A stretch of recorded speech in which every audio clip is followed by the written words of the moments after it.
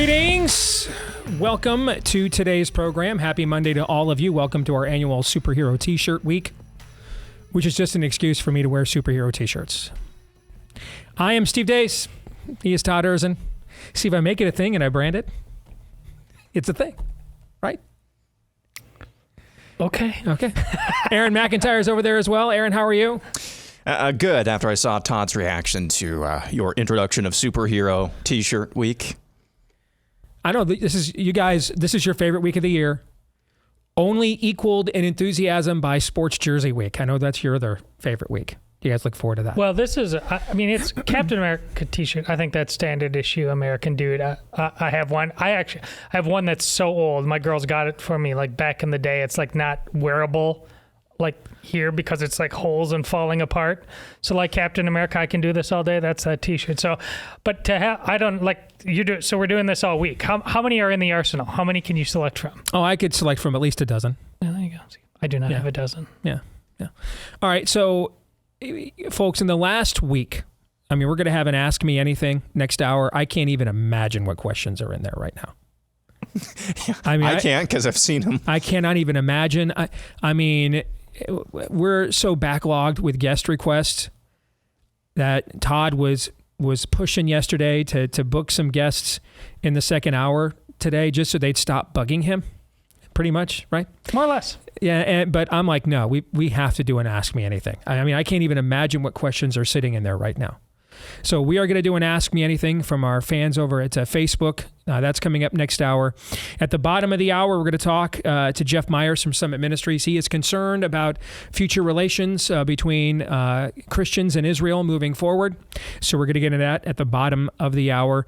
But in the last week or so, just about 8-9 days, we saw one major party's presidential candidate left out in an open field with a clear line of sight shooter to be assassinated.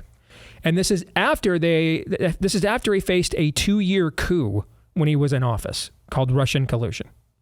That never was true. In the span of 1 week, we saw that, and then we saw the current president who came to power because of those forces, then succumb to a coup against him from those exact same forces as the other party's nominee. Correct. If you are not yet awake to where we are on the map, to the signs of the times, I don't know. I don't know what'll do it at this point. I don't. And that's why you want to get a hold of our friends over at My Patriot Supply, because, man, we're out of Rubicons to cross. I don't know how many more times we can say, that could never happen here. And it does shortly thereafter. Make sure you've got the 3-month emergency food kit from the most trusted name in, well, they call it survival. I'd call it just in case. Okay. Over 2,000 calories a day, breakfast, lunch, dinner, even drinks and snacks. Well over a dozen different possibilities to mix and match as well. Save $200 and get free shipping. This stuff stays good for a quarter century. It comes in heavy duty packaging. Gives you the peace of mind that you are looking for as you are watching some of the craziest days in American history and in human history are taking place right now. So, preparewithdace.com is where you want to go just to check that box to make sure. Preparewithdace.com. We've got crumbling infrastructure. The state of Texas, man, has been completely undone by 2 different, electrical outings or outages because of major storms. One in the winter, one in the hurricane just about a week or so ago.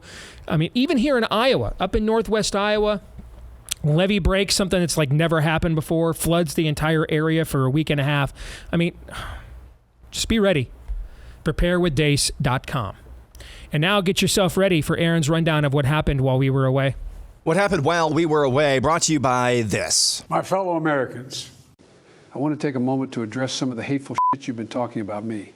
Many of you have said I am suffering from brain worms, or that I have applesauce for brains. Well, I won't mince words, so here it is. You. You're all a bunch of f***s. End of quote. Repeat the line. So enjoy President Cackles or President Booty Juice. I really don't give 2 f***s anymore. Biden out. Although it's been nearly 24 hours and we have zero photographical evidence, Joe Biden understands or has willingly withdrawn from his re-election bid. As of right now, he will not be the Democratic nominee for president. Posting a letter on social media and basically nothing else, Biden says he's dropping his re-election bid for the good of his party and the country.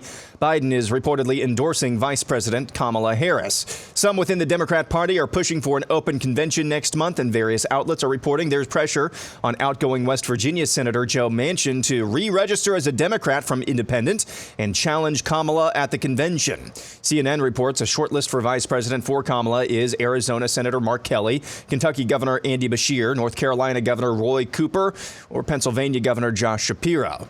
House Speaker Mike Johnson is now the highest-profile Republican to contend that if Joe Biden is unfit to run for re-election, he's unfit to be president. For the first time since 1976, there will not be a Bush, Clinton, or Biden on either party's ticket. That's nearly 50 years ago. Donald Trump is now the oldest major party presidential candidate to accept his party's nomination, so get ready for a bunch of gaslighting where that's concerned. Also, get ready for a lot more of this. My fellow Americans, words have many meanings, and sometimes instead of conveying our meaning, they can suggest other meanings. When we talk about the children of the community, they are children of the community. Well, we are the United States of America because we are united. And we are states. Talking about the significance of the passage of time, right? The significance of the passage of time. So when you think about it, there is great significance to the passage of time. Whatever we have in store cannot be known. The past was once the future. The future is, I should say, unknown. We got to take this stuff seriously as you are, because you have been forced to have to take it seriously. Obesity is a serious disease, and it needs to be taken seriously. You need to get to go and need to be able to get where you need to go to do the work and get home. I hope that clarifies the issue, and this can be the last word on those words. Certain issues are just settled. Clearly we're not. No, that's right. And that's why I do believe that we are living, sadly, in real unsettled time. And that's what happened while we were away.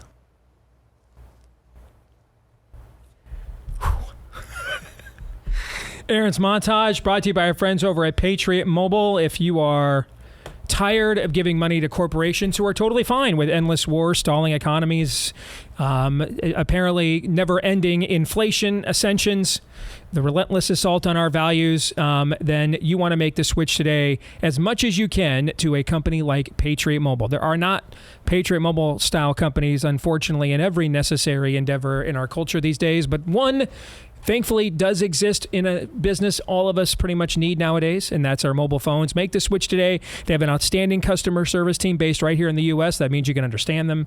All right, they have a great product, great coverage. They'll give you access to all the major networks. You can switch at any time for free, and they'll customize your plan for you and your family. That means you can keep your phone upgraded.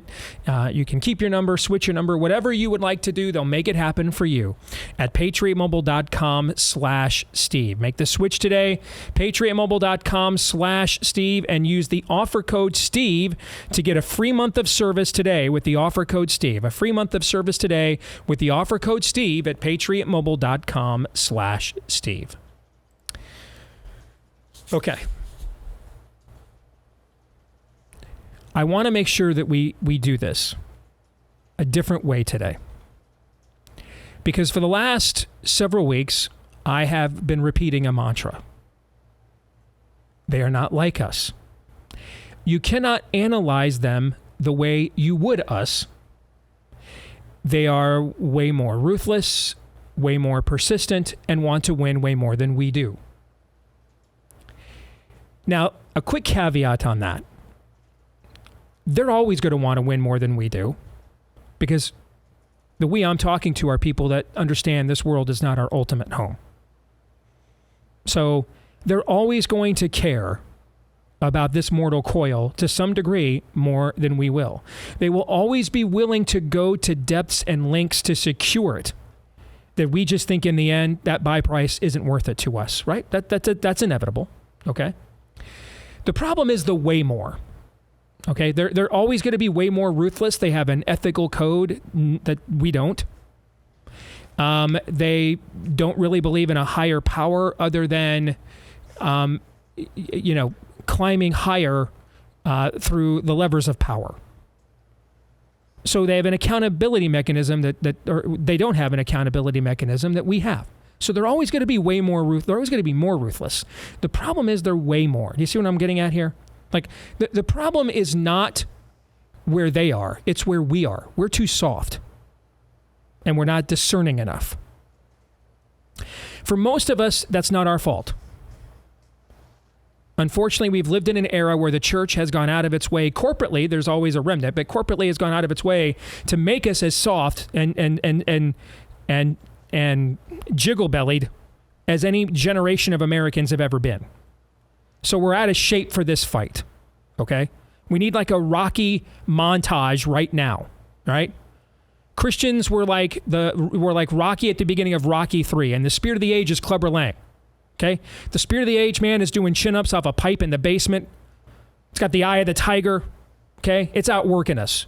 We're living off the exhaust of past generations, kind of working out, doing photo ops. We want talking points. We're grifting. We want ads. We want an audience. We want to be an influencer. You see what I'm saying? Okay? Then we get into the ring. What happens? We just get smoked. Got to go back to the street. Got to go back to where it started. Got to get that eye of the tiger back. So for negative world, and the biblical worldview is our show's prime directive in all ways. Now, in different eras, that may evolve in terms of what the primary mission within that ethic is, correct? Mm-hmm. In this era, until further notice, the prime directive of a biblical worldview on this show will be to help believers get back the eye of the tiger. Amen? Amen. To be ready and prepared for what is here and even worse, what is coming, because many of our churches are not doing that. Even me, I'm putting myself in here. I mean, I executive produced a movie that damn near killed me twice about a demonic takeover of America. And even I kind of still didn't fully get and grasp what was going on here until I saw them 9 days ago try to assassinate Trump in an open field. And I thought, holy crap. I mean, I've got issues with that guy I probably will never fully reconcile with. I've got issues with this movement I probably will never fully reconcile with. But I know this. He's taking bullets that our pastors are supposed to be taking. You know what I'm saying? Yep. So this isn't really about what I think of Donald Trump. It's about what the enemy does and what they see him as. And what they see is that him and the people he leads are the only thing standing between them and complete hegemony over Western civilization. It should be they see the church as that, correct? Oh, yes. But they don't, do they? They do not. And so therefore, since that's where the battle is, guess where we need to go? Where the battle is at. And that's where we are now. We're there now. So even somebody who has written books and produced movies about all of this still needed oh crap, I missed it. This is what's actually happening. So we all need to wake up. All of us do. So the prime directive of this show, which is the biblical worldview element, is going to be, and we had no idea when we started doing the book of Romans, man, that was providential too. We had no idea we were going to end up here, because if there's any book in the entire New Testament who essentially could be subheaded "Man Up," it is this one. Fair? It's why a lot of your soft, jiggle-bellied churches won't preach it nowadays. Romans doesn't leave you a way out. It only shows you the path through. And that is going to lead to confrontation regardless. So we want to help. This show, we want to be, this is what I want you guys to hold me accountable to for the time being. Okay, until the signs of the times indicate that the mission objective needs to change, okay? But for the time being, and that could be a week, it could be 6 months, it could be 5 years, I don't know. For the time being, the mission of this show, when it pertains to its prime directive, which is the advancement of a biblical worldview, is to help the church recover its eye of the tiger, okay? We are the Rocky training montage is what we are. Does that make sense? Yes. That's what we are. That's what we are striving to be. So, and we ask all of you, hold us accountable to that. That's part of an apostolic calling, by the way. Apostles in the first century prepared their people for negative world, for these kinds of confrontations. That's what almost all of Romans is. So we need to strive. We've talked a lot about giving each other maximum grace in negative world, and we need to also be persistent in pushing one another to wake up to the fullness of what is occurring here. Because when you have this level of chaotic activity in a span of a week in a country of this magnitude, Those aren't random occurrences. We are not living in a time where we're voting in elections for the soul of America. It's the opposite. There's a spiritual battle that has long been waging here, and it's now spilling over into what we're seeing politically in America. It's the opposite. So with that end, I want to go back.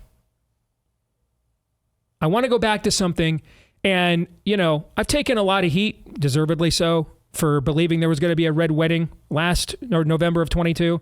And I don't know that anybody's mocked me more than myself, okay? But I do learn my lessons, give me credit for that. And I have completely recalibrated the way I analyze this process since that election. We don't pour over polls and data points and anecdotes to the point we got a poll jar sitting here to find ourselves in-house if the dog returns to its own vomit, right? Since then, I've actually had a pretty decent track record. I told you they would stop at nothing to convict Trump of felonies and put him in prison. That's still not over, by the way. There is still a sentencing to come in Minnesota or in September in Manhattan. And if you're like, well, they won't do it now, I don't know. They just let him wide open. I mean, would we find out over the weekend? The Washington Post, of all people, reporting they did deny Trump further Secret Service detail. That's not a right-wing conspiracy now. Okay. The dude was flying drones. What's next? I mean, we're one news cycle away from the dude had a prop plane flying over the overhead say, I finna kill Trump in 5. Stat. I mean, what's next? Dude showed up in a t-shirt. Trump will be dead soon. Take cover. I mean, what's next? No, do not. I mean, don't take anything off the table. Nothing. Because they are not like us. You cannot analyze them the way you would us. They're way more ruthless, persistent, and want to win way more. They should always want those things more than us. But they can't want them way more than us. Then the salt has lost its savor, and we're of no use to anybody in a fight against evil. Good luck, by the way, spreading the message of a church who has no answer to the evils of the world and frankly doesn't seem interested in them. People that's just a charity social club, and there's a million of those these days, yes. Right? Yeah. And that's where we are. So with that said, you have to analyze them backwards. They are the upside down. Demonic constructs are always inversions of the kingdom. Always. They're bizarro world inversions of the kingdom.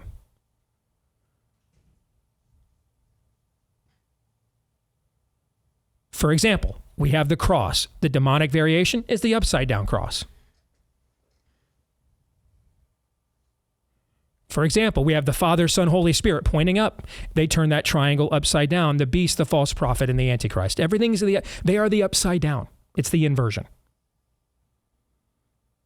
So, because we do have ethics, because we do have standards, we tend to begin from, okay, what do the current ethics and standards permit me to do? And then I will act accordingly. Okay? No. Do not analyze them. Don't send me any email. Steve, they have to get on the Ohio. No, they don't. No, they don't. Dude, the President of the United States hasn't been seen in public since Wednesday. Kamala Harris has spoken before the President has.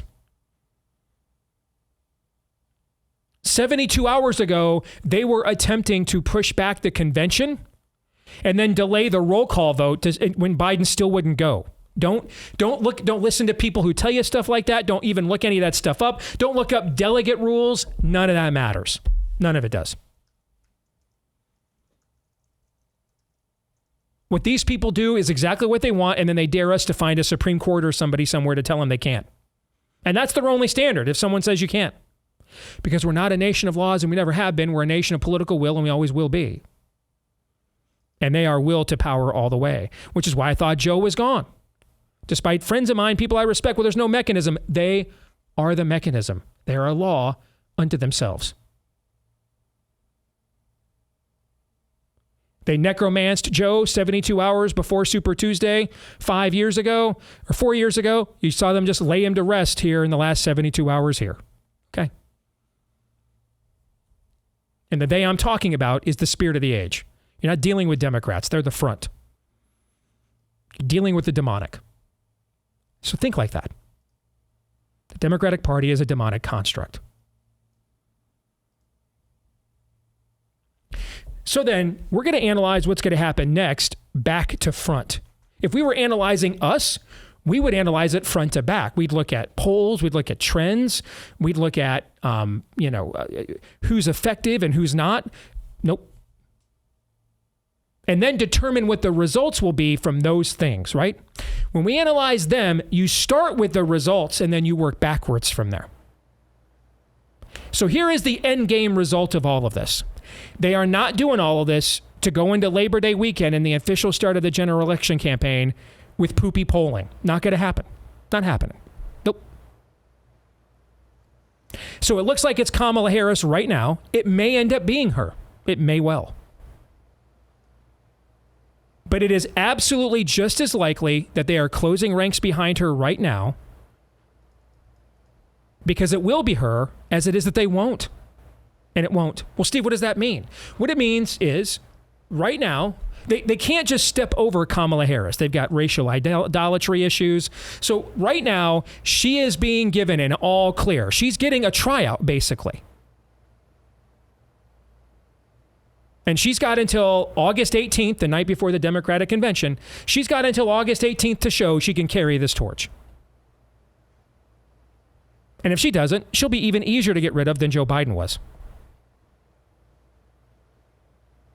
But they have to give her a tryout because they're divided within their own racial idolatry base, so they're going to. And then if they get to August 18th and there's still national polls showing her down by 5 or 6 points, see, they need this to be close enough so that there is a credible narrative to fortify the election here in a few months. Well, we had the first black woman candidate. We had this amazing outpouring of votes from all these inner cities, screaming in the year 2024, we shall overcome, like it's 1824. And she was able to make up a couple of points on the ground in Philadelphia and in Phoenix and in Detroit. See where I'm going here? And in Milwaukee. That they don't have that narrative right now. They need to create it. If it looks like she can create it by August 18th, she'll be the nominee. And they'll give her a candidate as a running mate that will either win her. Look at the ones that Aaron mentioned. They all fit the profile I'm about to describe. Win her a electoral state. Mark Kelly would win her Arizona, for example. Josh Shapiro would win her Pennsylvania, for example. Roy Cooper would win her North Carolina, for example. Or you put Andy Beshear in there, and he's basically your. We talked last year that if Trump is the nominee, he would need like an emissary to the suburbs, maybe as a running mate, right? Okay, Andy Beshear doesn't come from a battleground state in Kentucky, but he's basically your emissary to white suburbanites. You just have him go and campaign in white suburban areas all over the country, while Kamala's making sure you're more racist than you ever were before. Well, Steve, Obama said that he's not endorsing her. He trusts the process. You bet he trusts the process. He's in control of it. The Clintons' opinions don't matter. The Pelosi, Schumer, and the Obamas are in control. I don't need to know what delegate counts say or all these none of that matters. None of it does. What matters is what they think. And if they think August 18th that Kamala can at least make it competitive enough that they have a narrative for fortification, then they won't risk any further damage, and they'll go with her. And if she can't, they'll absolutely get rid of her. She's getting a tryout right now, and it's a tryout of one. That's the end result here. So start there, and then reverse engineer all of your analysis from there. That's why all the other candidates are that's why they're all endorsing her. This is why. They're going to have an open convention. The open convention may just be to legitimize Kamala. She does a credible enough job for the next 3 weeks. And that way they can say she won something, right? They don't want to let Trump say she's selected, not elected. She hasn't won anything. So they'll just fabricate. This is your precious democracy, of course. They will just fabricate a mini primary here. and make it and give her something to win. And then if with all of those favorables in her, that's how you get Jim Clyburn to sign on to stepping over her if she can't do it. You see what I'm saying? You gave her every advantage possible, and she couldn't move the numbers, or people got more of a look at her, and her numbers even went down further. So you have to start there. That's the end game. There will be an open convention of some sort. Even if it's just to legitimize her and say she won it and she united the party and Hosanna. Okay? Or to get rid of her. Look at the Democrat convention and Kamala the way we looked at Joe Biden and the debate. If she can unite these forces enough and be a credible enough standard bearer in 3 weeks, great. They don't have to take on any more collateral damage. If she can't, they're not. But the end game is they're not going into Labor Day with crappy polling. They're not doing that. So if she remains even more unpopular than Joe Biden, she will not be the nominee. They will, and don't quote me processes. They are a law unto themselves. None of that matters.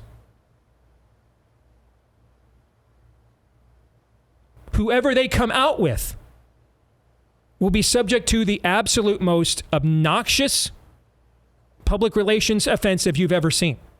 And it's going to make Travis Kelce and Taylor Swift seem subtle. And if you don't think it would work even for a Kamala, now, there's no excuse for Trump to lose to Kamala Harris. None. And that's if we were analyzing things purely politically. But I'm talking the kind of PR offensive that got 80% of American adults to take an experimental genetic serum that they never saw the safety data for. That kind of PR offensive is whoever they come out of this convention with. That's what's coming the rest of the way until the debate. There'll be one debate, if there's even that.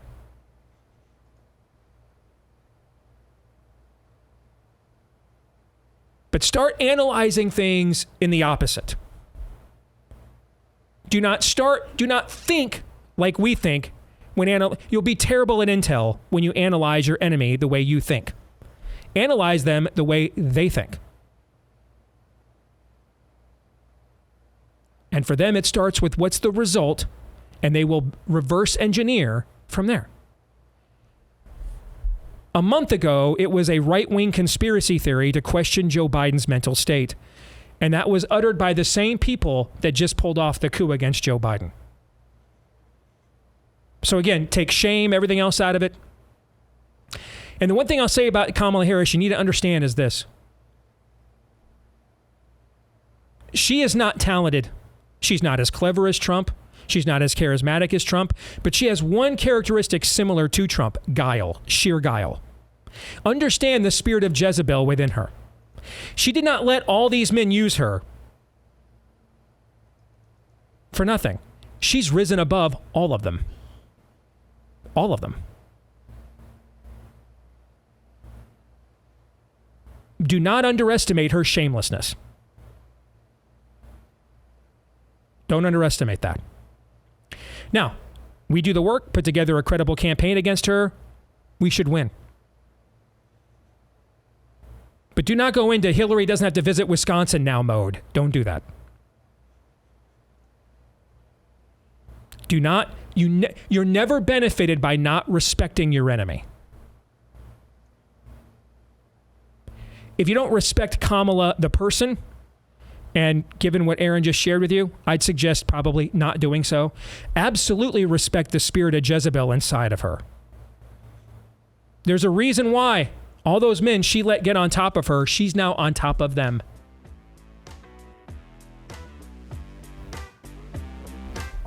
More in a moment.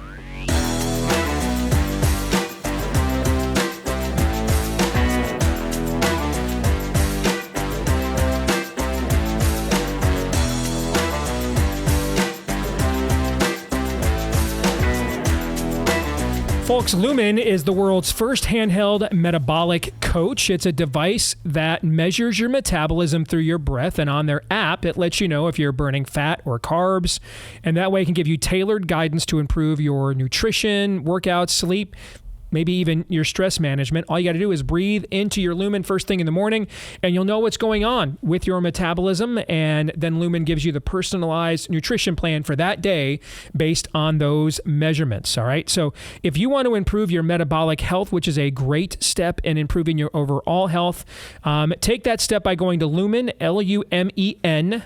Lumen, lumen.me, and use Steve to get $100 off your Lumen.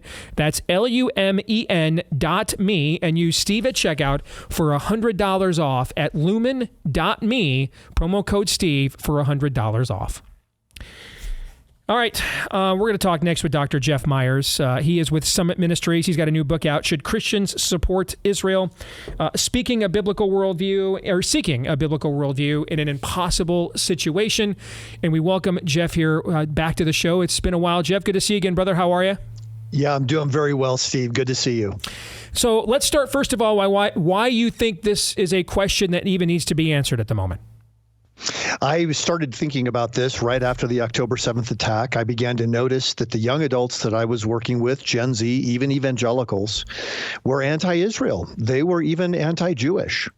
And so I spent some time looking at that. I found a poll from Harvard University that said that 51% of young adults said that Hamas was justified in its attacks against Israel because of Palestinian grievances. That figure went up to 60% in December.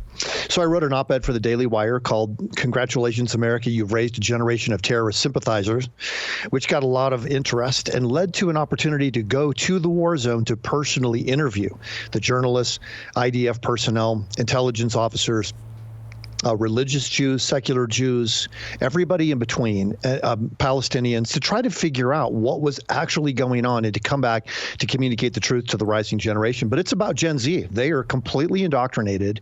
And if we lose this entire generation, well, we can figure out what's going to happen to America. Well, let's start there. Because I think a lot of people would probably be confused if you are Gen X, boomer, or older as a believer. It was basically just within, well, if we did a good job of catechizing these issues, something like Summit Ministries would not be required, okay? But it was kind of just a basic assumption within American evangelical circles that you would be pro-Israel, even though you were often not even necessarily told why. But that was just kind of a default mechanism, right?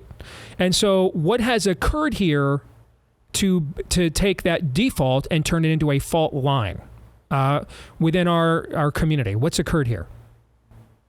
Well, you've got to keep in mind the young adults that we're working with now, who are 16 to 22 years of age, were not born when 9/11 took place. They have no cultural memory of Muslim terrorists. They don't pay attention to what's happening in the Middle East in general, but they have become anti-American. Only 16% of Gen Zers say they are proud to be Americans. They hear all of our rhetoric from the left and from the right about the negative things happening in this country, and they don't hear, well, we need to work to make our country better. What they hear is our country is terrible, and all of the news every single day supports that assumption. If you take that and tie it into the fact that all of their lives, they have been indoctrinated in their schools with a sort of proto-Marxist oppressor versus oppressed mindset to everything. And then you can see how a catastrophe like this kind of anti-Semitism can take place. They believe all they have to do morally to be in the right is to identify who the oppressor is, and then any action against the oppressor is justified as a means of self-defense. So the leftist progressive mindset that they've picked up in their schools now matches the Islamist Hamas mindset that's taking place against Israel. And then Israel becomes a proxy for the United States. If you hate America, then you'll hate Israel. I like the way that you're approaching this so far, because there is a theological issue here at play. And I don't know what you see at Summit Ministries, but because you guys are dealing with the next generation every day. So what I see from afar is that young believers are heading to two camps, primarily theologically, that are often at odds with one another. But I think it's because they see one as alive and vibrant and anxious to take on evil in the world, and that's charismatics.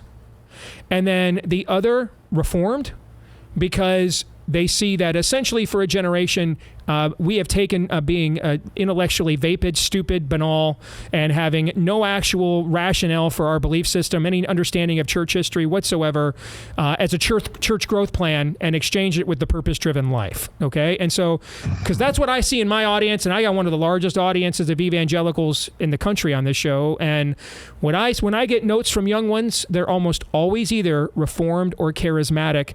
And there are some real theological differences between those two camps, including on the issue of Israel. So how do you see similar trend lines there when you guys receive the next generation at Summit Ministries? That a lot that pretty much everybody wants to hear from, the folks that are alive in the spirit, and then the people who actually intellectually are taking their faith very seriously. Well, I go back and forth between those two worlds a lot. Listen, I've had hundreds of hours of time with young adults this summer already. I've had over 1,000 young people who engage with me in personal Q&As about Israel. So I feel like I understand what's going on. On the one hand, you have a charismatic view that says Israel is part of God's plan for prophecy, and so we're going to continue to support them. And then you have the Reformed individuals who have moved a lot toward sort of a supersessionism, an idea that, well, the work of Christ, it made what Jews do irrelevant. I mean, we don't want to hate them. We don't want to be against them, but they're not relevant. Israel's not relevant. Jewish people are not relevant to what God is doing in the world today. So they've kind of over-spiritualized it. If I think there's a path forward, and this is what I write about in Should Christians Support Israel, which, by the way, anybody who's watching right now can get that book as a gift from me. Just go to summit.org/Israel. I've got a copy for you. But in the book, I try to go back to the idea of covenant. This is the most stable biblical principle relating to who God's people are. And it begins with Abraham. God secures this covenant with Abraham, makes it on behalf of Abraham. And then it's always with the people in the land, with the people in the land. If you look all through Scripture, that's always what it is. Well, then the Apostle Paul picks up this theme. And he says in Galatians chapter 3, those who believe are blessed along with Abraham, the man of faith. Somehow Christians have been grafted into God's root in a miraculous way by the power of God. And Jews, we're in the same root that Jews have been grafted into. The question of whether some Jews or all have been grafted out because of their disobedience or rebellion or whatever is God's decision to make, because God made the covenant with himself on behalf of Abraham, and only God can break it. Because I have studied this and both sides' views, I have questions of my own on where I land on this. I certainly cannot deny that the enemy certainly treats Israel, as this iteration of Israel, as if it has some form of significance to him.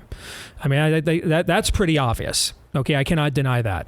I also cannot deny some of the problematic history of dispensational theology, and that throughout history, Christendom has tended to take an eschatological view that not coincidentally kind of matched up where it saw itself either in a positive, neutral, or negative world. For example, you saw what we now know as postmillennialism surge after the Reformation, and the Puritans basically were inspired by that to found the country we live in today. But so I kind of have looked at this, rather than getting into that fight, which I'm not even sure what my own answers are, and I've got too many friends on every side speaking into each one of my ears, or at least the one that still works.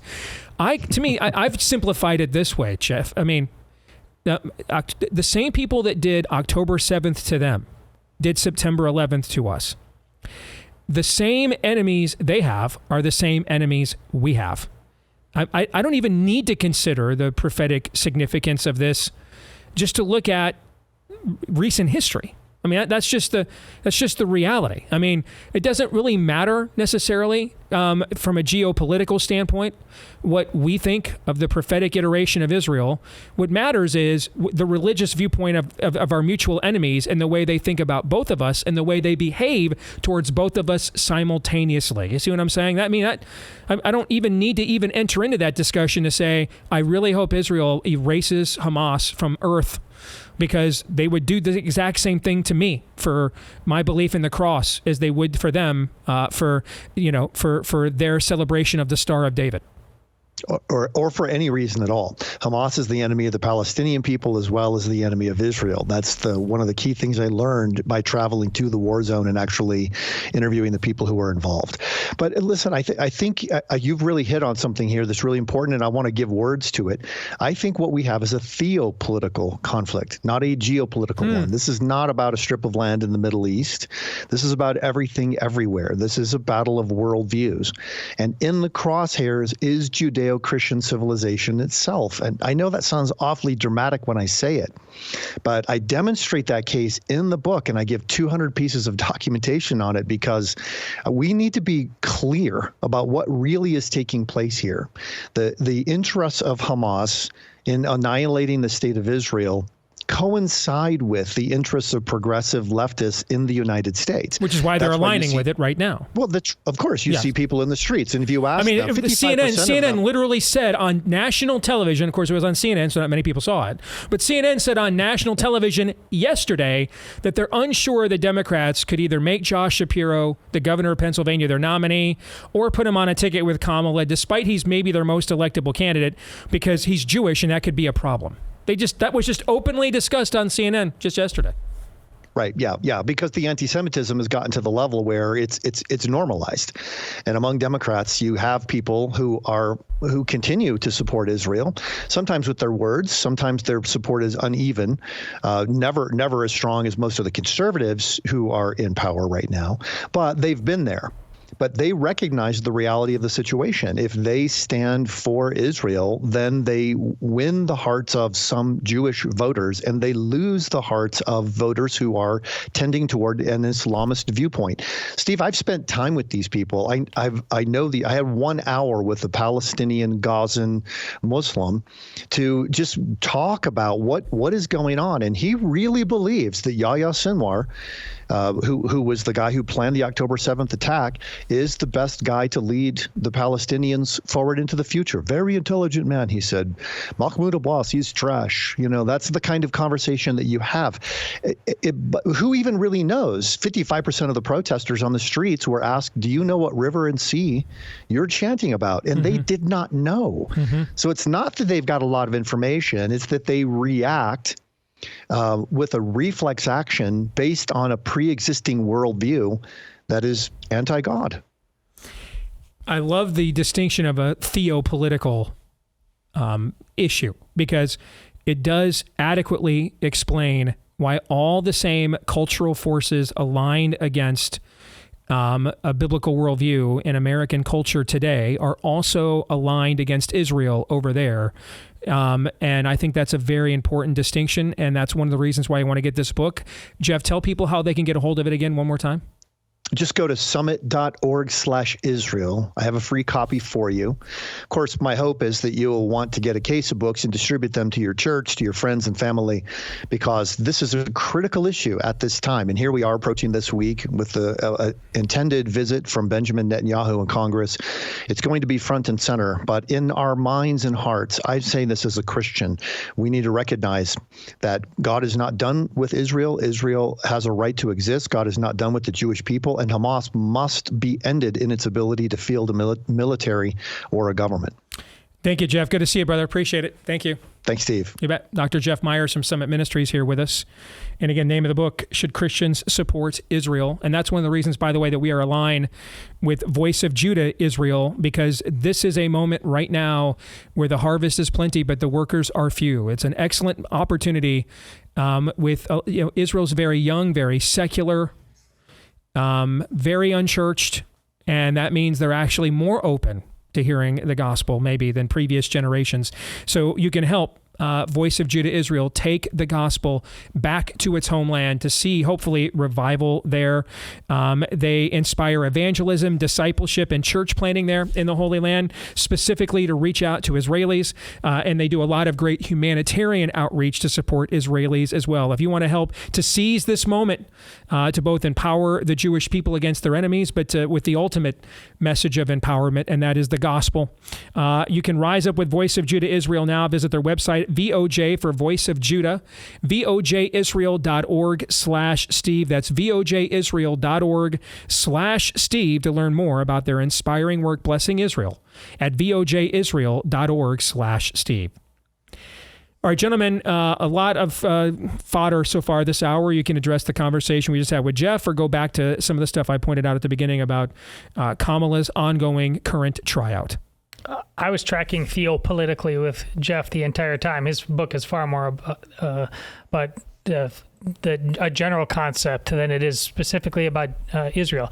We're in God killer territory. We've discussed that before. Once you were as gender confused as we were, that's the last thing to be done. And it's why you have to get rid of Israel. It's why you have to get rid of America, the shining city of hill. It's why they're burning down Catholic cathedrals in Europe and a popular Baptist church in Dallas, Texas. It's all God killer stuff. We are in the end game now.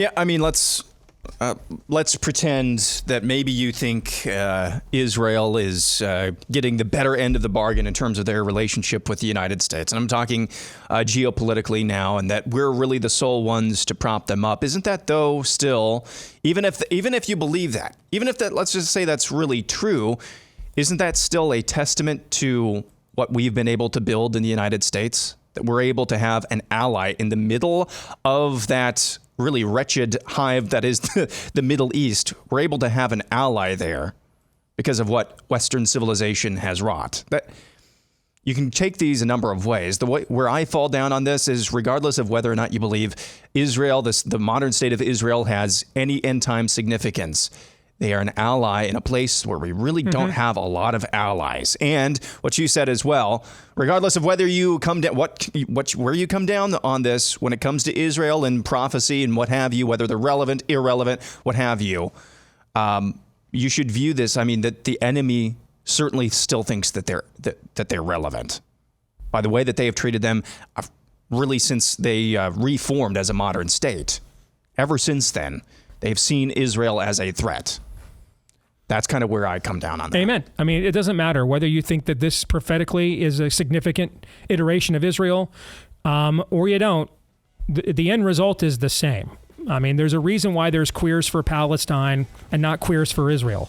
All the same sides are aligned on the exact same side against all of us on that issue, just like they are every cultural issue here at home. Hour 2 is next.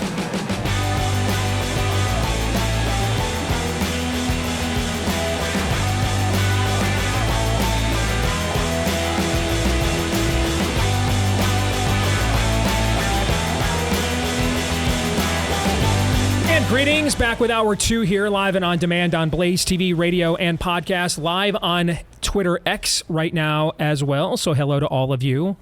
I'm Steve Deace with Todd Erzin and Aaron McIntyre. Let us know what you think about what we think via the stevedeace.com inbox. You can do so by emailing us, steve@stevedeace.com. That's DEACE.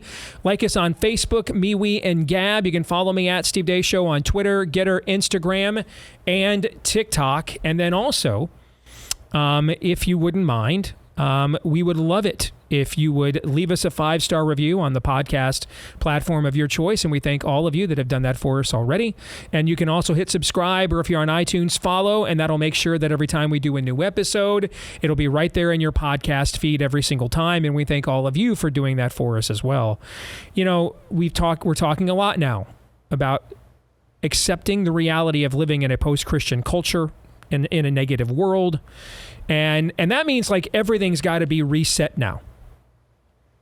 And there was a book written many, many years ago, kind of a de Tocqueville level of book, looking at some of the secrets of America's, newfound success as a nation.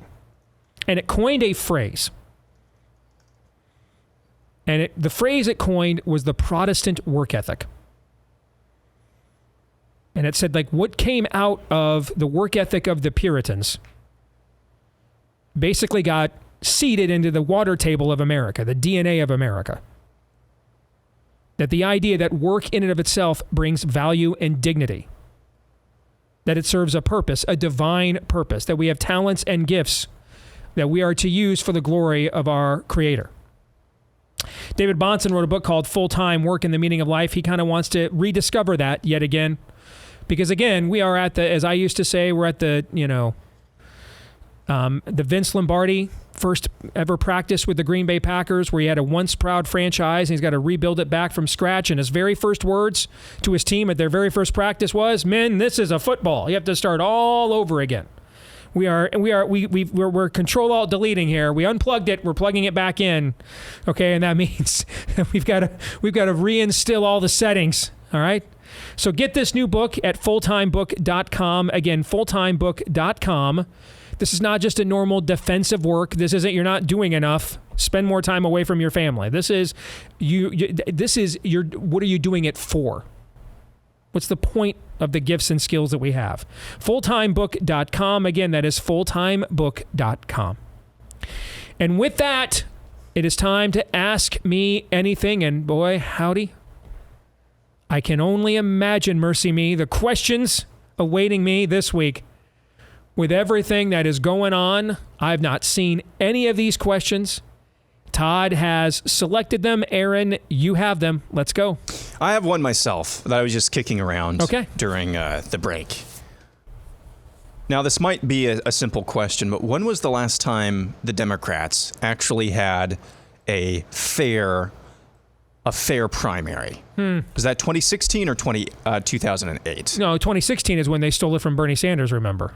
That's what I thought. And remember, we were pointing out that, Trump was trying to make that a big talking point to try to divide Hillary's base in 2016. So it was 2008 when Hillary was the anointed savior and Obama and his base of activists overturned the party establishment and took her out. So that's how long it has been. Yeah, 2008. Wonderful. We'll begin with Jacob Owen. It's a precious democracy, Aaron. Yes. Jacob Owen asks, what decorations do you put up for Black Swan season?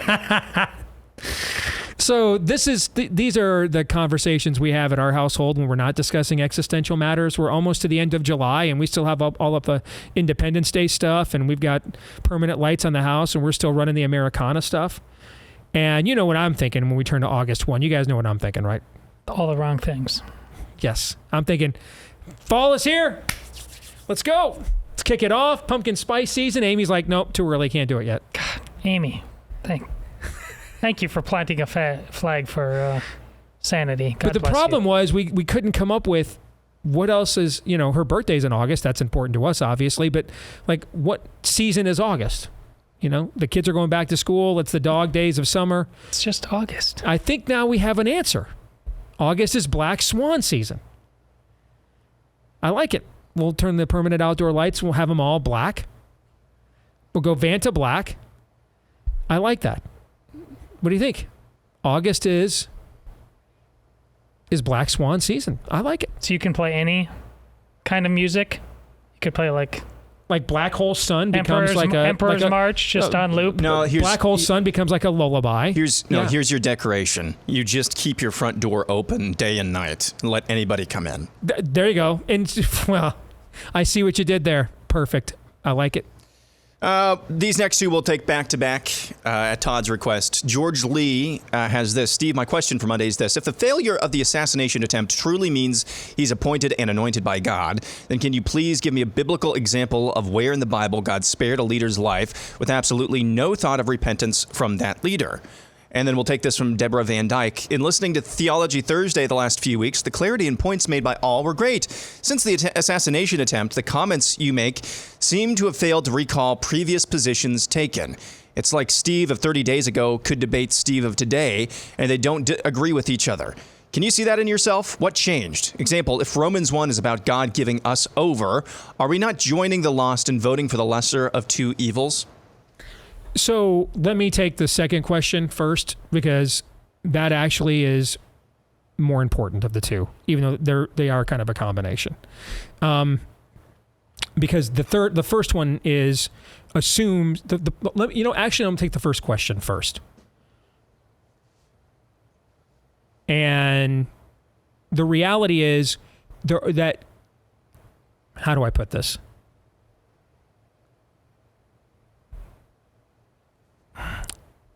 You're assuming. I take your question. This is why I'm confused, is I don't want to project on you what I'm not sure what you may not be saying. Okay, and so I want to be as fair as I can. The problem with George's first question is that I think you're assuming in your question that God only works. I mean, when was Samson repentant? I mean, that's why I used my analogy. When was Samson like, you know what, you're right, I'm going to stop going to the Canaanite brothels, my bad. When did that happen? Do you know when that happened? She should read your column, I think, is a good starting point. Yeah, for this I think George, it's the first one. I'm back to George, the first one. Oh, George, excuse me, him, yes. Yeah, but also, it doesn't require you to be in covenant with God to get some kind of calling or anointing from him. You know, so Darius wasn't in covenant with God. Cyrus wasn't in covenant with God when he handed the Jews back their homeland. You know, I mean, God makes the rain fall on the just and the unjust alike. Okay. The second question. Also, too, if I may, to help your cause, because I agree with it, you're assuming that this is all about Donald Trump. Correct. It's actually about God. Trump is an immaterial. Trump is a guy that a half an hour after he's dead, we're going to never talk about, like, largely ever again, except very in passing. And you know why? Because that's true of almost everybody a half an hour after they're dead. Unless you were directly impacted by them, and then you don't think about it after the fact. And then there are moments that, you know, you remember or recall things that you may do so fondly or negatively. But I mean, all of us, we're vapors, you know? In many ways, that might be the blessing behind Trump not giving a fantastic speech and going on and rambling, reminding us to the degree it isn't about fundamentally Donald Trump. Mm-hmm. Now, to the second question, I had a position on vaccines until May of 2021. And then suddenly I don't have it anymore. So I suppose you could go back and look at everything I said about vaccines, and more often even didn't say. Okay. And then you can look at the position I have now after the data I looked at in May of 2021. I had one position of who I thought God was and what he wanted from me on September 19th or on September 17th, 2003. And then I went to a Promise Keepers event on September 18th, 2003, and God gave me an entirely different understanding and knowledge of who he is and what he expects out of me and what his plan for my life is. I mean, ultimately, an instant change of mind in a biblical worldview is not a reason to be suspicious. So I didn't say it was necessarily a reason to accept something either. You look at the evidence for why the change of mind occurred. Now, my change of mind, I've not actually changed my mind on really anything. Todd and Aaron changed their minds. I've been saying, what part have I told you guys all along I was going to vote for Trump? Right. From the very beginning. Now my level of my activity in the race and my level of involvement that I've placed myself in has changed. But I have said how many times, I mean, I think we desperately have to win. Therefore, he desperately needs to win. Some of you act like I just didn't say these things like the entire last year and a half. That's what's really weird about this, because I said I'm 50-50, but I was going to wait till the end. Mm-hmm. That's what I changed is the end to me is now. I'm going to decide right now. But where I changed is I was really ambivalent towards an election I should actually be really invested in. Anybody should be. I am actually invested now. Mm-hmm. And ultimately, it comes down to exactly what I wrote for the Blaze today, which I've mentioned on the show. But what crystallized this for me is the dude is out there catching bullets that are meant for us. They're not shooting at Donald Trump because they think he's controlled opposition. Help me. Can you guys do me the 4D chess that says Donald Trump is controlled opposition, and that's why they just tried to assassinate him? Can you help me with that? That you are just you. I'm not. This show's not smart enough for you. I'm not. You're just way above me intellectually. I can't get to a place where the false flag is the false flag of the false flag. You know, some of you are beginning to sound like some of the very MAGA people you condemn. The things you are willing to say to miss the signs of the times right in front of you sound to me every bit as silly as, here's my Jesus mural with an earlobe bandage because Jesus is in solidarity with Trump. You guys really aren't that far apart, frankly. I mean, you guys are concocting a narrative to maintain letting Donald Trump break your brains. That's why I began last week pointing out, do not be the nothing good comes from Nazareth person. Now, that's not the same as test the spirits. But Samson doesn't end with a repentant heart. He ends up alone. He's a tragic figure. He's also used by God to do very mighty things. Trump may end up being in prison. You guys think if he loses this election, they're not going to... I could tell me if you think this scenario is nuts. All right? What's the sentencing now? Like the 20th or the 18th of September, Aaron? Yep. Okay. So let's even just say it's Kamala. She succeeds the 3-week tryout we just described. Okay? She's their nominee. All right? They come out with a united front. She's everywhere. Everything you could possibly imagine. She's on Thursday Night Football's debut, opening week of the year. She's there. Okay? Every pop culture institution to cool her, to make her cool, that they control, which is virtually all of them, they go the full brunt of safe and effective, safe and effective, safe and effective, safe and effective. They got 80% of Americans. And if you don't take it, you're racist. If you don't believe that, if you don't think the same thing about Kamala, you're racist, is kind of their version of the mandate. You know what I'm saying? Well, we gave you a few months to take it voluntarily, but since you did, now you have to. You know what I'm saying? They do this. So it's the same game plan. They got 80% of Americans to inject a genetic serum that we'd never mass injected into humans in 7,000 years without seeing any of the safety data. That just happened, right? It did. It did. So let's just say, and then after they do all of that, and then there's one debate, right now it's scheduled for the end of September if it continues as is. And then right before that, at Trump's sentencing, the judge sentences him to 100 years in prison, but says he will suspend the carrying out of the sentence until after the election. Let's see if they can't do that. Stop! Don't. I'm not the show for that. Do not come to me on this show with what the enemy cannot do. Start from the premise of what you think they want to do and then assume they're going to try it. Even if there's nothing in the sentencing code in New York State. Has anybody in New York State ever faced 120 years in prison because they paid a fairly modest sum to silence a side piece? Has that ever happened before in the history of New York State? No, it hasn't.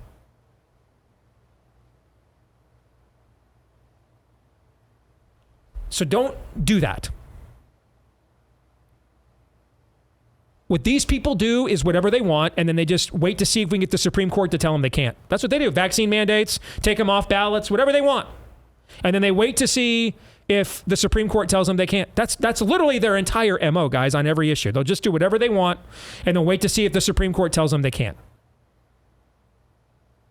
That's the entire mission creep of the left.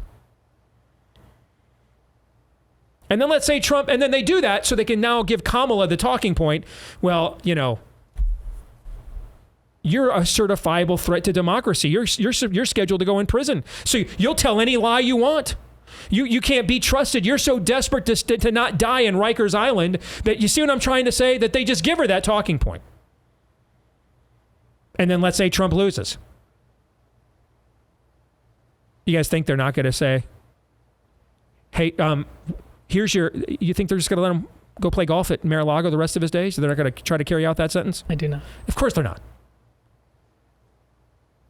This is the stuff of kings and conquerors and trophies, and you mount heads and scalps to send messages, and you put people on stakes outside the city gate to send messages to, this could be you if you're next. Understand the signs of the times and what to do about them. So what was the woman's name that asked that question? Let's see. That was not Deborah. George. Deborah, let me turn it around on you. What did you do, Deborah? No, it's not a what did you do, Deborah. These are good questions. Okay? Let me turn it around on you and ask you a question, Deborah. Why have they tried to bankrupt him, imprison him, and murder him? Why? Because up until the murder, I could have given some of the same answers you did. Well, yeah, clearly they're picking on him, but the dude does color outside the lines. The dude does say on tape that he had classified intel, right? We could have done all those things, right? Okay. Well, now he's just standing out in a field, actually doing the shtick that Democrats love because it turns people off. You know what I'm saying? He's not out there reading the Gettysburg Address, man. He's out there saying, I love this guy because he loves me. I hate this guy because he hates me. Anyway, now that I'm done with my, grievances, let me turn to the immigration table data. Okay? He's doing the stuff that actually turns a lot of people off, and it's right then and there that they try to take him out. Why? Well, Steve, this is mental illness, and okay, you're right. Mental illness just happened to shimmy up a wall. Mental illness got within 150 yards of a straight line kill shot and was taken out by a sniper 500 yards away. So there was some kind of perimeter that they could have stopped him. Something they could have done. Now the Washington Post is even reporting that they didn't give him that he asked for extra detail, didn't get it. Dude flew a drone. The would-be killer flew a drone over a secured area. You ever tried flying a drone over a college football game? I've been at a college football game where that happened. They shut down the whole damn game. Because you don't know what it's supposed to be a secure airspace. So, Deborah, you tell me why these things are all happening. I would love your Dana Scully analysis, but I don't think there is any. I think the signs of the times are very clear. This isn't about Steve Deace, and this isn't about Deborah, and this isn't about Donald Trump or Kamala Harris. You are watching spiritual war from the unseen realm spill out over into our culture and body politic. And just as I said to Dr. Jeff Myers at Summit Ministries last hour, it doesn't matter if you don't believe that this iteration of Israel is prophetically significant. What does matter is that the enemies of the West and of Christendom also hate Israel. And even when but Steve, they do that because we favor Israel. Really, where was the nation of Israel when Saladin took over the entire Middle East, and the Muslim forces before Charlemagne got within half a block of Paris? Where was Israel then? What iteration of Israel existed then, Todd? There wasn't one. There wasn't a country of Israel. There wasn't one. Didn't exist. It had been gone for hundreds of years. And so without Israel as some kind of instigator or fulcrum, did the forces of Islam come after the West and Christendom nevertheless, Todd? They did. They did. That's your church's history, correct? It is. So you know it very well, do you not? Yes. Yes. This is the birth of the Holy Roman Empire, the fusion of the Roman Catholic Church and the military might of Europe to preserve Western civilization. Well, really to create Western civilization. To preserve Christendom. This is why it was formed. These two entities were often not in alignment for hundreds of years, actually. So no, it doesn't require us being an ally of Israel for Islam to hate us. It hated us when there wasn't an Israel. It hated us in the Middle Ages when all of Christianity thought Israel was done, finished, and been replaced by the church. That's what all of Christianity thought until the 19th century.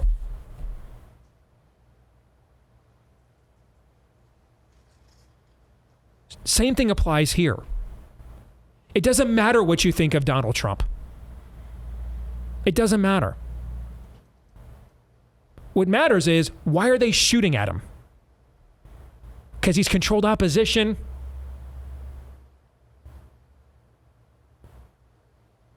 Because yes, they're anticipating he'll just get in there and do what they want.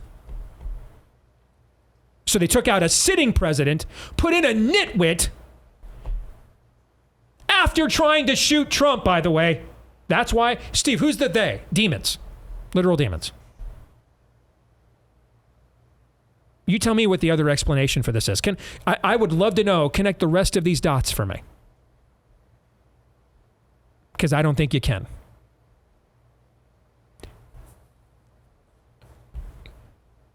There are three responses to this era. One, you can let Donald Trump break your brain. to the point that you actually ignore the signs of the times of your own belief system and worldview, or even allow yourself to get to the point that you now oppose things that for many years you supported just because it might actually give him credit for it. 2, you let Donald Trump break and bust your brain to the belief he's some threat to democracy. You actually believe these talking points. You're in therapy right now. You're Rosie O'Donnell on X crying because you press this democracy that your political party, by the way, just threw out every primary vote. And you just can't even. Or you can understand the signs of the times. Recognize that there are going to be moments and times that you're not even comfortable at times with whom you're aligned with, but that this is a war. And what matters is what is true, not who is saying the truth or doing it, but what is true. And I'm going to say one more thing here that's going to piss off a lot of people, but I'm only going to say because I think it needs to be said. A lot of this is coming from people who live in the state of Florida, a lot of these kinds of questions. And I understand. I love your governor. I spoke with him at length over the weekend. I'm going to be trying my best to help get that amendment to fail, that kill 'em all amendment. We're going to be talking a lot about that on this show in the coming weeks and months. We're going to get the governor on here soon to discuss it, because I think next to the presidential election, that's the second most important election in America this year, is that amendment. If we can't beat a kill 'em all amendment in Florida, where they have a 1 million Republican voter advantage now, okay, if we can't beat it there, we have no political clout as pro-lifers anywhere for the foreseeable future. We're going to get... the pro-life issue in America is done if it can't win in Florida, and it can't stop 60% of people, which would include a lot of Republicans now, crossing over to say, yes, let's just kill babies whenever we want. We have to win that. But a lot of these kinds of questions and skepticisms are coming from people who, frankly, are benefited pretty greatly by who their governor is. And it is very simple to say, you know what? It's very easy when you are protected by Constantine there. When Constantine is your Red Caesar there in Florida, it is very easy to sit back and say, you know, we're good here. I don't have to get my hands dirty. I don't have to accept that cringe. I don't have to take on that baggage. I don't have to do that. We're safe here, at least for another 2 years, because he's not going to be there the full 4 of whoever is the next president. And you don't know what's coming next. There was Florida before and after DeSantis. There was a book written many years ago, England before and after Wesley, about the revivals led by the dawn of the Methodist Church in England, how the whole country was different after the Methodist Church than it was before. Yeah, that Methodist Church, that's what happens, okay? You write books about Florida before and after DeSantis. Florida, where Rick Scott and Marco Rubio were your heroes, the do-nothings. But it's pretty easy to sit back when you know you're under the protection of Ron DeSantis, to sit back and say, nothing good comes from Nazareth. We're good here. I don't have to take part. I don't have to get my hands dirty. Folks, 21 million people live in Florida. That's not even 10% of the American population. The rest of this country is at a breaking point. Cannot afford 200% higher new 30-year mortgages, because they're 100% higher now. What will they be if give these people another 4 years? 200? Do not have a governor who fires shots at floods of migrants trying to invade the state border, but instead are worried, hey, is that drug mule right there, is he carrying the fentanyl that's going to kill my kid next?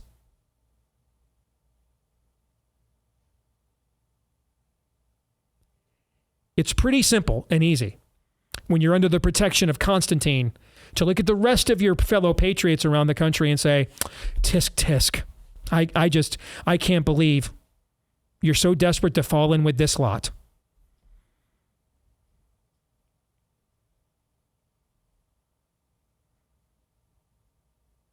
Not going to have Ron DeSantis forever. In fact, you're only going to have him for 2 more years. Let's hope come 2027, you're not sitting there thinking, man, can't stand Trump, but I wish we would have won that one. Life in Florida certainly seems different now. I hope not. I hope not. Anybody want to comment on that before I move on? You did the best you could. I mean, the last part there, there's clearly a desire, instead of we hang together or we hang separately, it's like, hey, why don't we add a civil war on our side to the whole thing, because that would be fun. Okay. This dovetails quickly. Erica Svanberg easily asks, which side is more frustrating, the group that screamed at you when you wanted to vote for DeSantis, or the group screaming at you for being left with no choice but Trump? Correct. I really don't understand. Thank you for saving my life during COVID, but I can't believe you don't want to vote in the primary for the guy that created the substance that I knew better than to risk taking and still is unrepentant for it. How is that any different than I can't believe I'm not subscribing to the Blaze. You're all sellouts. And it's a bunch of people with gators in their profiles, so they're Florida people. Okay. I can't believe you're all doing that. Meanwhile, I've got nothing to say about Ron DeSantis. Actually, I didn't even go to the freaking convention. Ron DeSantis spoke at it. Hell, Ron told me the other day he talks to Trump all the time. I mean, explain that to me. Everybody's a grifter who is supporting Trump except DeSantis. What?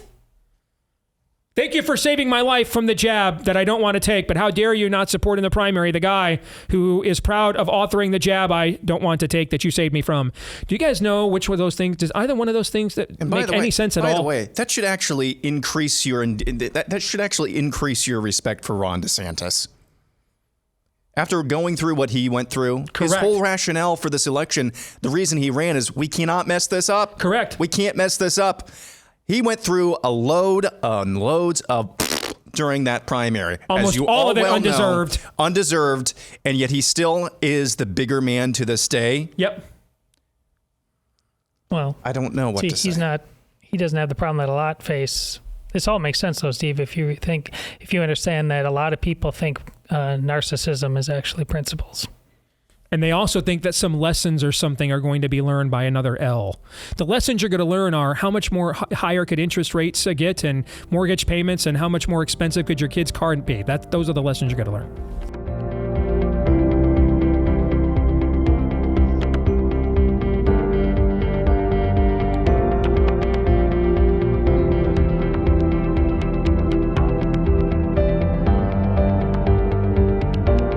Well, as we lament and hopefully confront eventually what's become of America's university system, let's also make sure we celebrate and honor and support the remnant out there still actually trying to create the kind of education that is needed to preserve the blessings of liberty in America. And at the forefront of that remnant is our friends over at Hillsdale College. They're celebrating essentially 4th of July month, Independence Day month. And so here in the month of July, you can go to their website, daceforhillsdale.com. That's F-O-R, daceforhillsdale.com, and you can watch an inspiring portrayal of Thomas Jefferson as he reflects on the meaning of his Declaration of Independence in a letter that he wrote late in his life. And yes, Thomas Jefferson and John Adams both died on the same day, and it was the 4th of July, if you can believe that. Crazy. All right. So you want to watch this video. They'll also give you a free commemorative copy of the Declaration of Independence. This is all from my friends at Hillsdale College. All right. They need our help and support, and continuing to support and help our values. So go to daceforhillsdale.com. F-O-R, again, daceforhillsdale.com is where you want to go. That's daceforhillsdale.com. All right. Let's get back to some Ask Me Anything. All right, we'll go to Andy Connor, who asks, did the Democratic Party just kill primaries, essentially setting a precedent that you can replace your candidate at any point in the race if you're unhappy with their polling? Well, they've essentially killed the Constitution. They've killed virtually every institution, so yes. And at this point, I think on the right as well, we'd be better off going back to conventions and smoke-filled rooms. Because there at least would be like real negotiations happening there. What we have now essentially are fake primaries that people with high name ID just buy. The number one determiner of who wins a Republican primary is name ID. not their belief system or capabilities or integrity. All right, so that's not what you asked, but it kind of broadens your similar point. But yes, and their voters are going to be fine with it. Their voters want to be controlled. All right, these are the people that were anxious to post their Vax cards, anxious to put themselves in a mask as their avatar, anxious to post a Ukraine flag. They're posting their pronouns when they're not even gender confused to show solidarity. They want to be controlled. They're totally fine with it. Next, Josh Mandage wants to know: do you have any updates on new nefarious content? Yes, we're in the fundraising stage right now. And we have an exciting development there that I can't tell you about, and we've spoken to multiple platforms about the possibility that have shown interest in the possibility of being the host for the sequel television series that we are working on right now. So yeah, I'm hopeful by the end of the year we are going to have some definitive answers where this is concerned, and then the only issue at that point we would have is Sean Patrick Flannery's shooting schedule. They signed a deal to do Boondock Saints 3. Him and Norman Reedus did a couple of years ago. That thing has been on again, off again, on again, off again, and that's because Sean told us recently at our dinner in Pigeon Forge, there is an A-list director. I can't mention his name. I don't think I'm allowed to do that. But there's an A-list director that the studio really wants to direct Boondock Saints 3, and they've essentially been trying to wait for his schedule to open up to get him to agree to it, and that has made it uncertain when they're going to shoot that movie. So it's very possible we could have all our ducks in a row and everything by the end of this year, and then we might have to still wait to see when that movie is going to shoot. So that would be the next obstacle we'd have to confront once we have our funding and platform secured. Next, Dan Groeschel asks, if the two options, which one had spent more time? A, the time Todd spent playing college football 25, or B, the amount of time Lindsey Graham has spent trying to win the affection of a woman.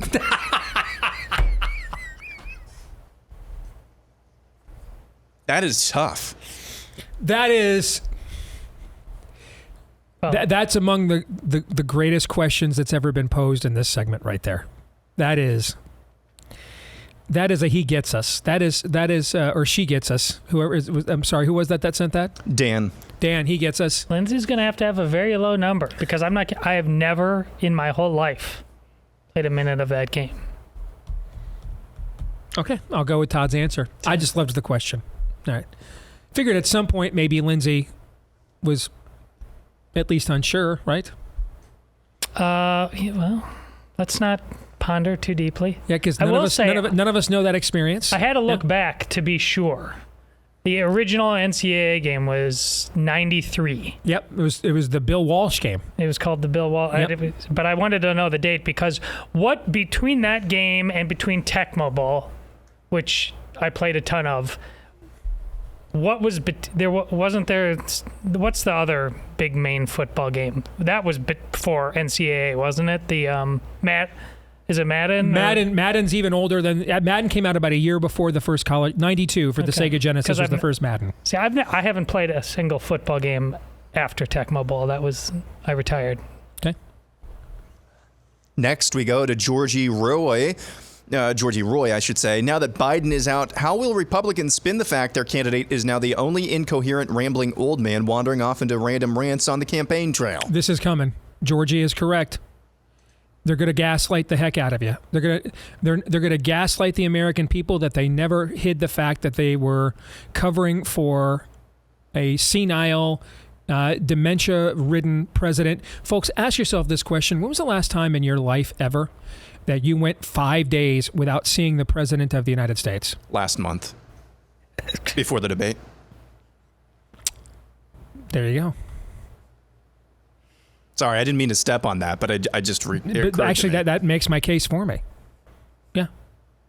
Same circumstances, same guy. So that's exactly what they're going to do. The number one polling trend we saw all throughout the primaries is overwhelming majorities. I saw some polls that showed 70%. I saw some polls that showed 80% of Americans did not want to vote for Joe Biden or Donald Trump again. So they're going to be the choice of the new generation. That's all coming. Absolutely. We've got the codger candidate now. We're the ones stuck in the past. That is all coming our way. Now, okay, some of you are going to say, but Steve, what would you do to push back on it? Well, I would take Kamala seriously as a candidate because of the spiritual forces she is a front for. But I would not necessarily campaign against her seriously.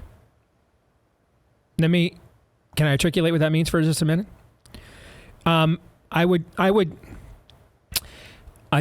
make sure I take Elon's money, man, and I got the organization on the ground that I need in all these battleground states. You know what I'm saying? Like I would still be running against the idea that I'm up against a formidable foe, because you are. Hell. Formidable foe. You're up against hell. So I'd absolutely be running I'd be doing my campaign apparatus structurally, the stuff that is underneath the surface. Okay? I would be doing that, but as I would for any other opponent that I thought and knew was more formidable as an individual brand. Above the surface, I'd mock the poop out of her. What have we said for many years? What the devil hates the most is what? To be mocked. To be mocked. And this is something you can count on Trump for. I am not confident I can count on him to take Elon's money and spend it on the organization effort we need. Raise your hand here if you're confident in that. Moving on. Raise your hand, though, if you're confident that Trump and his team are prepared to troll and meme the hell out of this queen of cringe. That's just a default setting. Yeah. Okay. So, I would above the surface, I would make her a laughable figure. And that, to me, that's the way you give people permission to push back subconsciously against that. You've never been more racist than you are right now if you don't vote for her. You need to make her, she's not a serious figure or front. That's what I would do.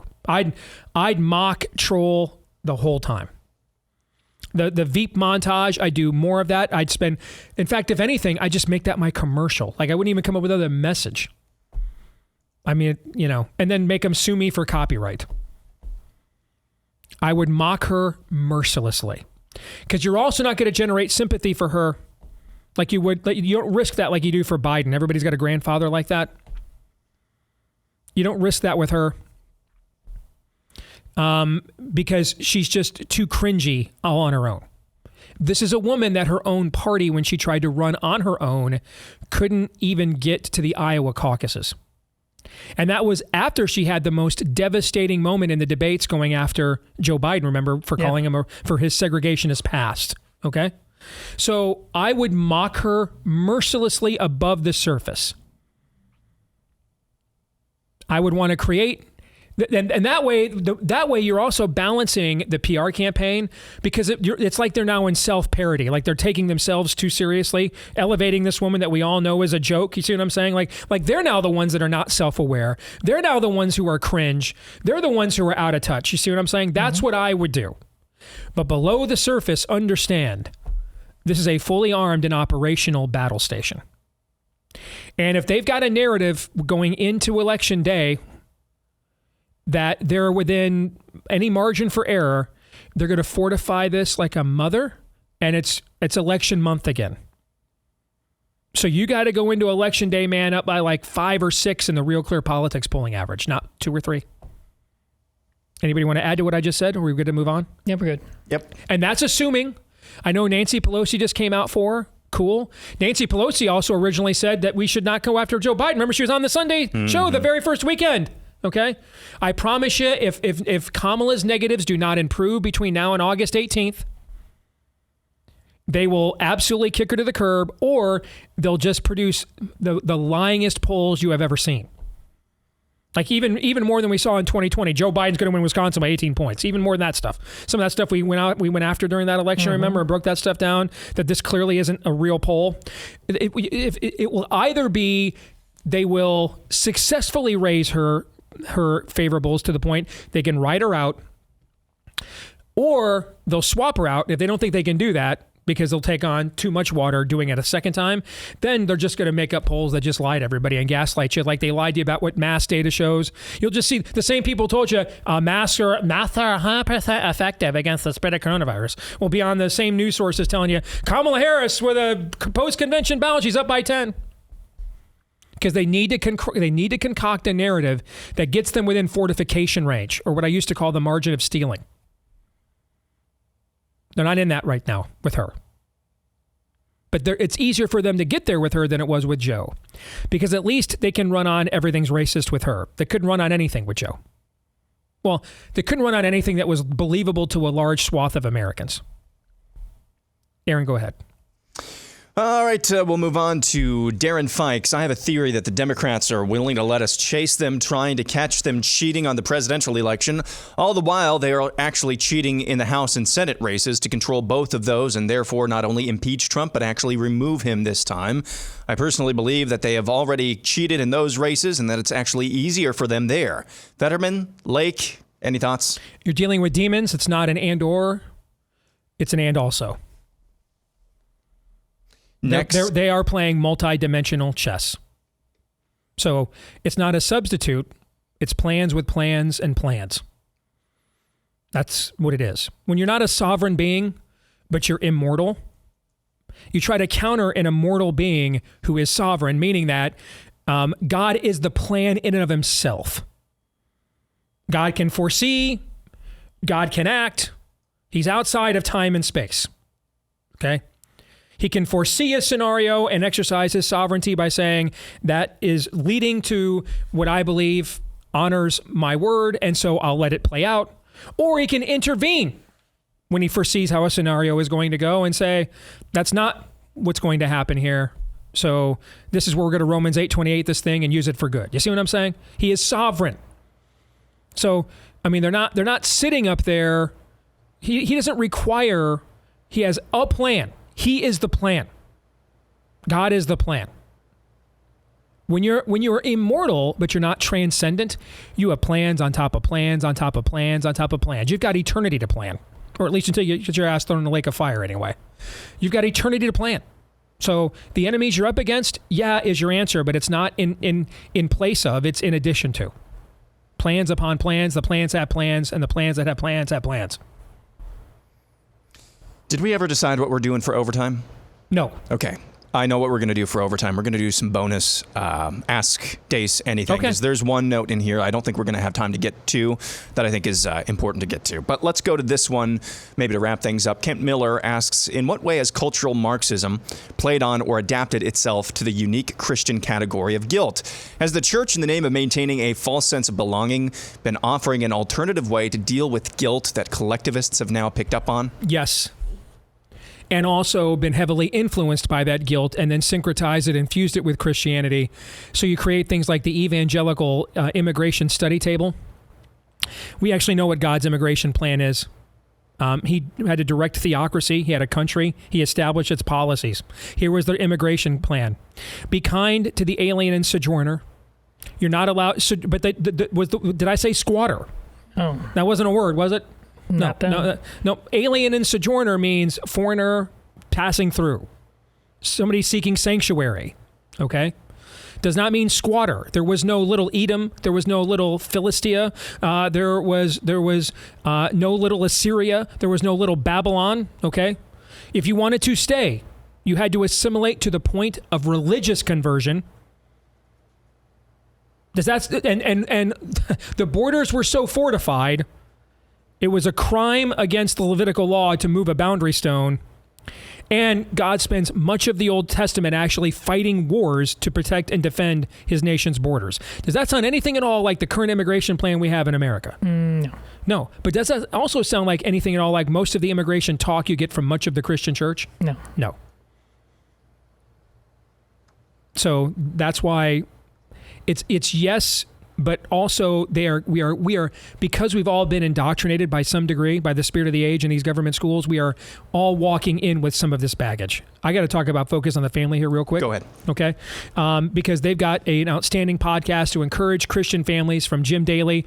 If after this show you're like, okay, Now I got my download on the spiritual war going on in the culture, but now I need some encouragement about the war happening in our home and in our family. That's where Focus on the Family comes in with Jim Daly. You can listen, learn, apply, and thrive in Christ.